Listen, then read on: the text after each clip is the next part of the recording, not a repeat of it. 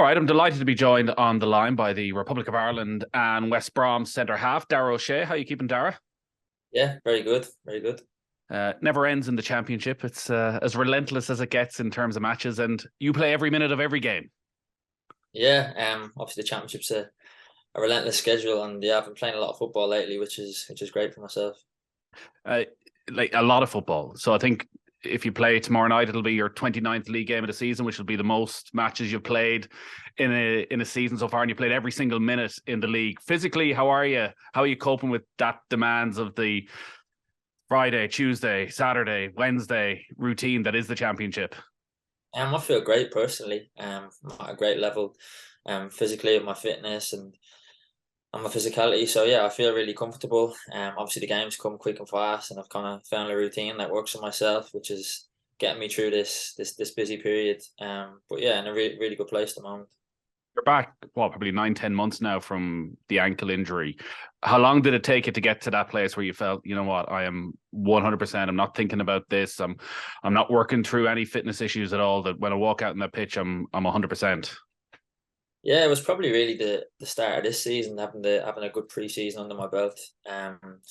Obviously the injury happened last season. I think I was back for the running of the league, and I didn't really feel 100% of myself back then. Even though I was back fit, you just don't really have that bit of edge to you that you had before. And I think having that full pre-season to kind of work on myself and get around the team and start fresh was massive for me, and it kind of helped me be in the position I am now.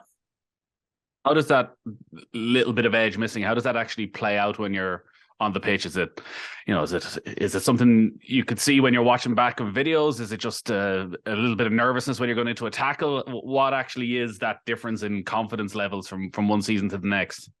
Yeah, like you can feel it in yourself. Obviously, at the end of the day, you kind of know what you're feeling, and um, obviously the last thing you can remember is playing football and then being out injured and coming back. You might be back to the level you were at before, and yeah, there's a lot of factors to it. To be honest, obviously there's the fact that you've had an injury there and you're kind of conscious of that, and then just confidence getting back playing football. You've always have high expectations for yourself, so maybe when you come back and you kind of aren't hitting the same heights that you did when you were injured, it can be tough. But yeah, look, I've worked on myself a lot mentally as well, which is a huge factor into getting myself back. It must have been a big factor in those first few weeks after the injury, because look, the way of excitement in international football is Dara O'Shea, young man, comes into the centre of an Irish defence. We think he's our guy for the next 10 years. And then you suffer an injury like that, and Andrew Badela comes in, and we're thinking he's our guy for the next 10 years. And then Nathan Collins comes along. Now, luckily, we're playing three at the back, so maybe the three of you will be there for the next 10 years. But your career up to that point is like there's only one trajectory, and then it just comes to this crushing stop. Those hours, days, weeks afterwards, what do you like around the place? What do you like when you go home? Yeah, it's not easy.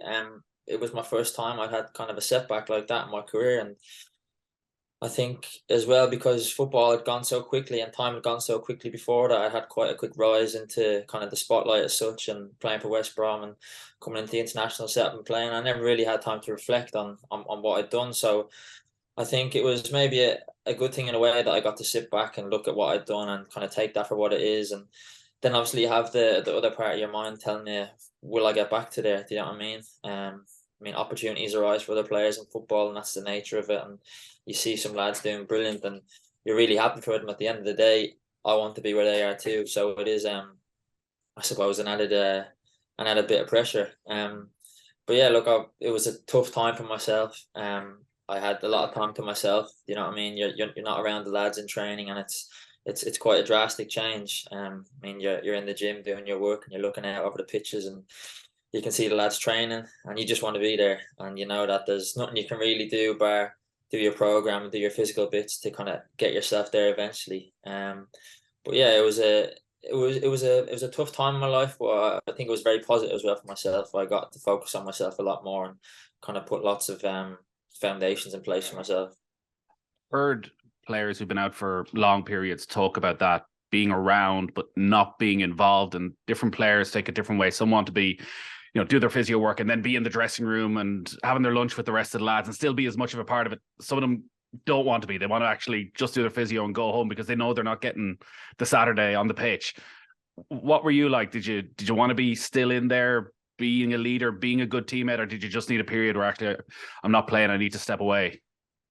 Yeah, I did. Obviously, I love everything that comes with football, the whole banter side and the kind of the team, the team spirit of it.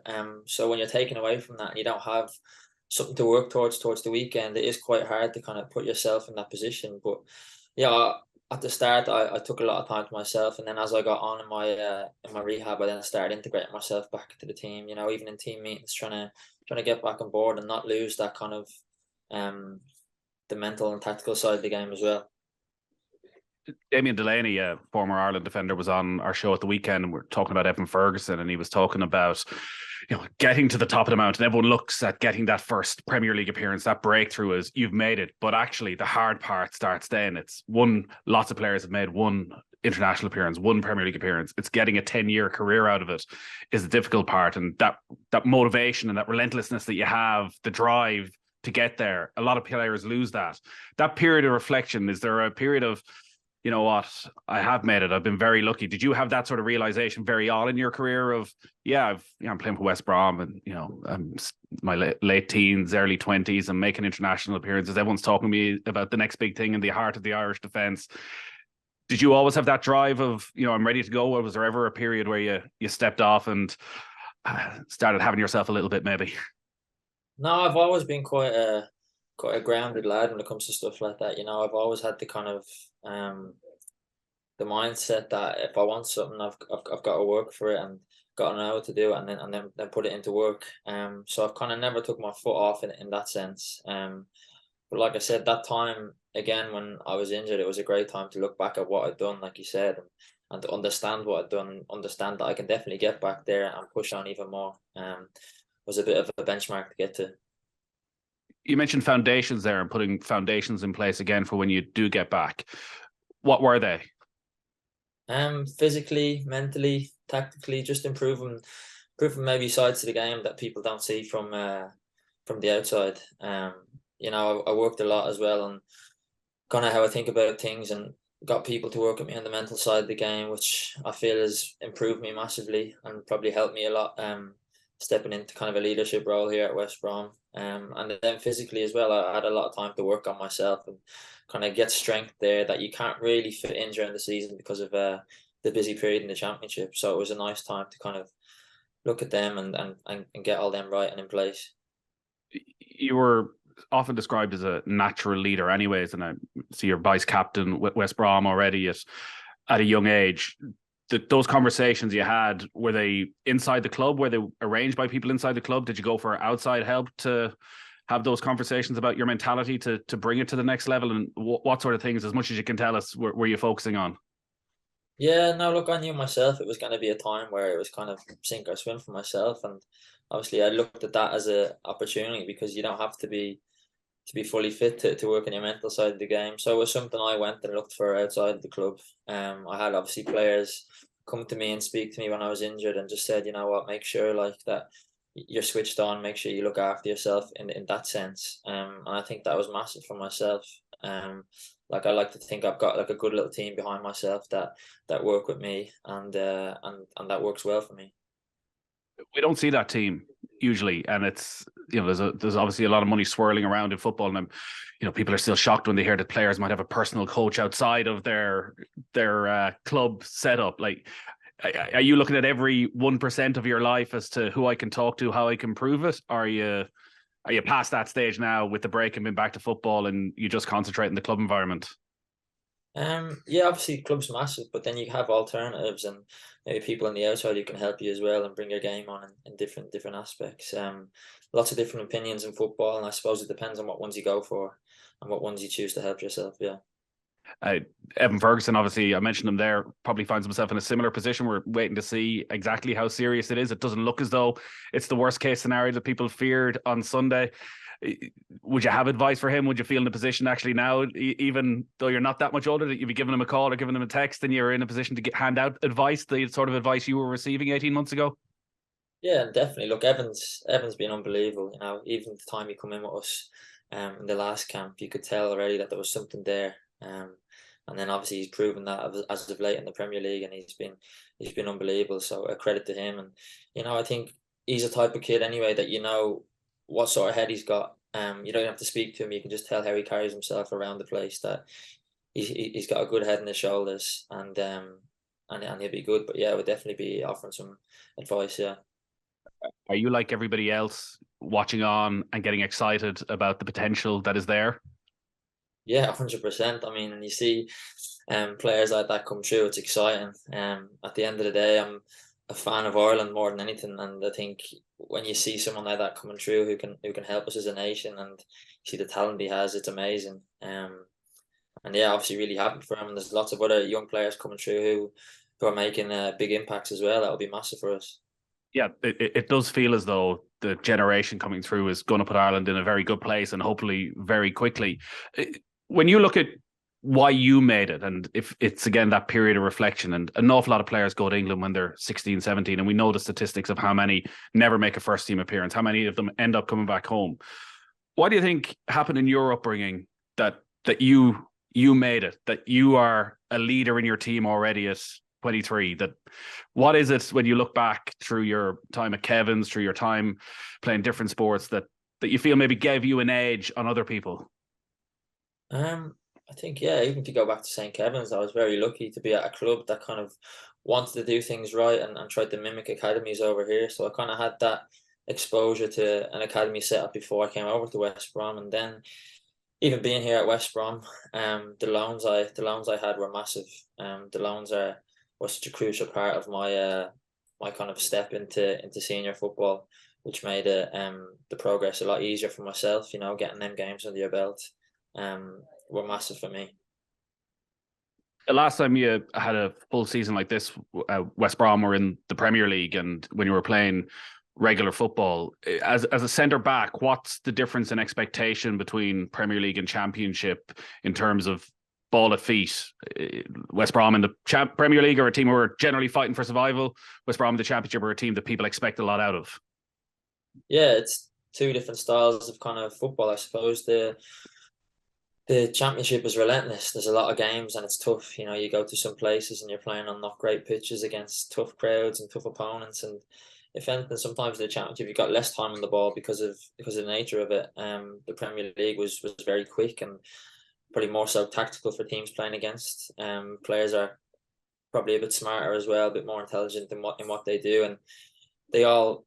I mean, both leagues throw different challenges at you, and I suppose it's how you come up against them. But yeah, in the Premier League, obviously we were fighting for a survival type thing, and in the Championship now we're pushing on. So it's I suppose two different kind of expectations and what the fans expect from you too, which can change it.